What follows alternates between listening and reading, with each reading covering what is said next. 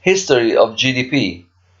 The concept of GDP was first proposed in 1937 in a report to the US Congress in response to the Great Depression, conceived of and presented by an economist at the National Bureau of Economic Research, Simon Kuznets. At the time, the preeminent system of measurement was GNP. After the Bretton Woods Conference in 1944, GDP was widely adopted as a standard means for measuring national economies.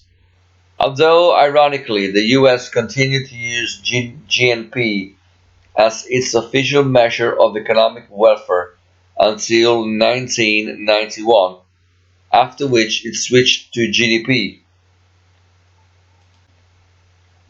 Beginning in the 1950s, however, some economists and policymakers began to question GDP.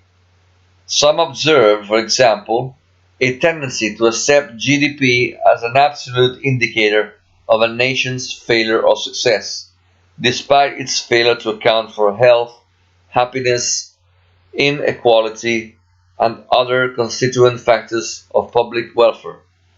In other words, these critics drew attention to a distinction between economic progress and social progress. However, most authorities like Arthur Ocon, an economist for President John F. Kennedy's Council of Economic Advisers, held firm to the belief that GDP is an absolute indicator of economic success, claiming that for every increase in GDP, there would be a corresponding drop in unemployment. Criticism of GDP. There are, of course, drawbacks to using GDP as an indicator. In addition to the lack of timeliness, some criticism of GDP as a measure are: it ignores the value of informal or unrecorded economic activity. GDP relies on recorded transactions and official data, so it does not take into account the extent of informal economic activity. GDP fails to account for the value of under-the-table employment, underground market activity, or unremunerated volunteer work, which can all be significant in some nations, and cannot account for the value of leisure time or household production, which are ubiquitous conditions of human life in all societies. It is geographically limited in a globally open economy. GDP does not take into account profits earned in a nation by overseas companies that are remitted back to foreign investors. This can overstate a country's actual economic output. For example, Ireland had a GDP of $426 billion dollars and GNI of $324 billion dollars in 2020. The difference of approximately $100 billion dollars, or over 20% of GDP, largely being due to profit repatriation by foreign companies based in Ireland. It emphasizes material output without considering overall well-being. GDP growth alone cannot measure a nation's development or its citizens' well-being, as noted above. For instance, a nation may be experiencing rapid GDP growth, but this may impose a significant cost to society in terms of environmental impacts and an increase in income disparity. It ignores business to business activity. GDP considers only final goods production and new capital investment, and deliberately nets out intermediate spending and transactions between businesses. By doing so, GDP overstates the importance of consumption relative to production in the economy and is less sensitive as an indicator of economic fluctuations compared to metrics that include business to business activity. It counts costs and waste as economic benefits.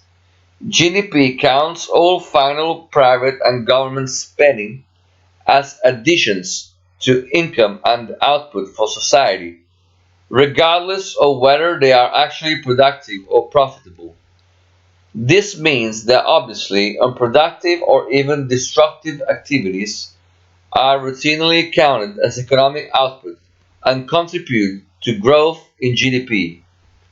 For example, this includes spending directed toward extracting or transferring wealth between members of society rather than producing wealth, such as the administrative costs of taxation or money spent on lobbying and rent seeking. Spending on investment projects for which the necessary complementary goods and labor are not available, or for which actual consumer demand does not exist, such as the construction of empty ghost cities or bridges to nowhere, unconnected to any road network, and spending on goods and services that are either themselves destructive or only necessary to offset other destructive activities rather than to create new wealth, such as the production of weapons of war or spending on policing and anti-crime measures. Sources for GDP data. The World Bank hosts one of the most reliable web-based databases. It has one of the best and most comprehensive lists of countries for which it tracks GDP data.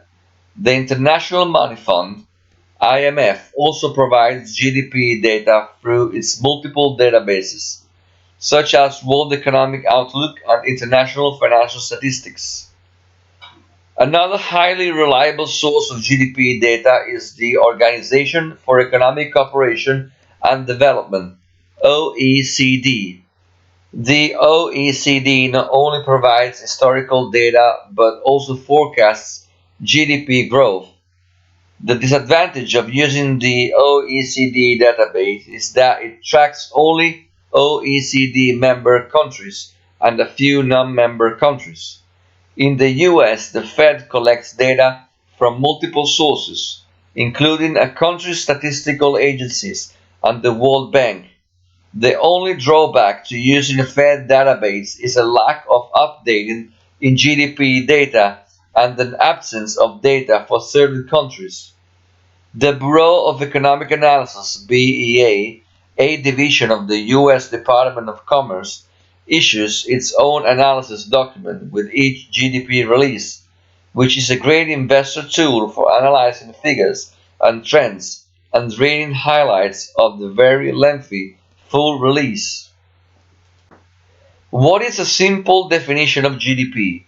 Gross domestic product (GDP) is a measurement that seeks to capture a country's economic output. Countries with larger GDPs will have a greater amount of goods and services generated within them and will generally have a higher standard of living. For this reason, many citizens and political leaders see GDP growth as an important measure of national success, often referring to GDP growth and economic growth interchangeably.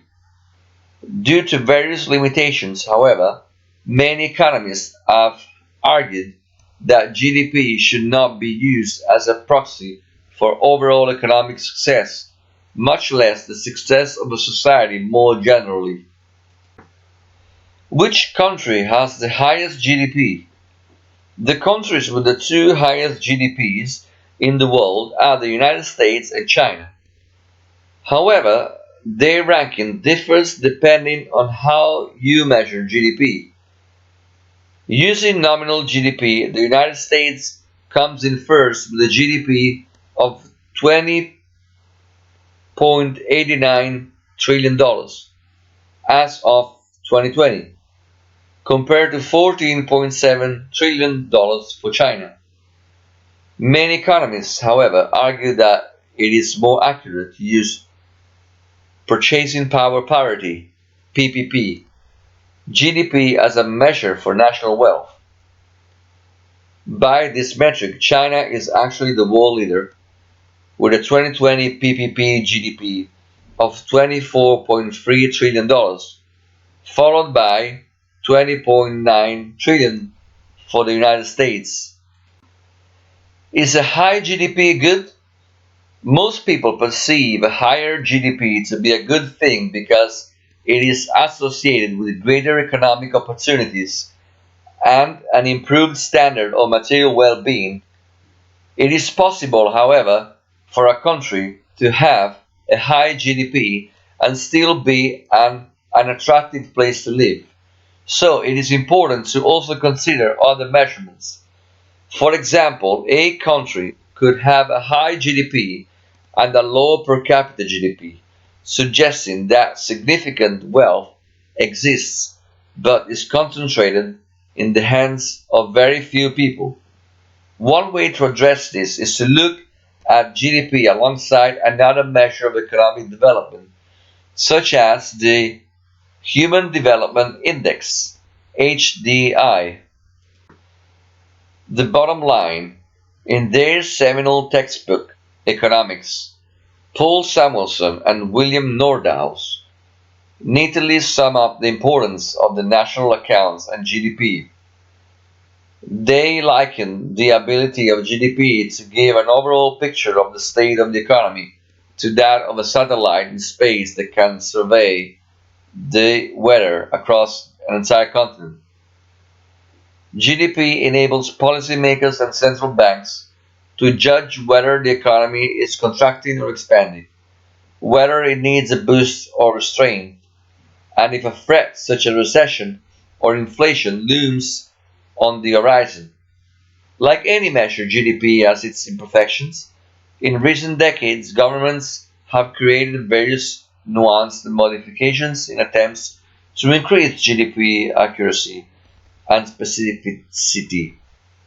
Means of calculating GDP have also evolved continually since its conception to keep up with evolving measurements of industry activity and the generation and consumption of new emerging forms of intangible assets.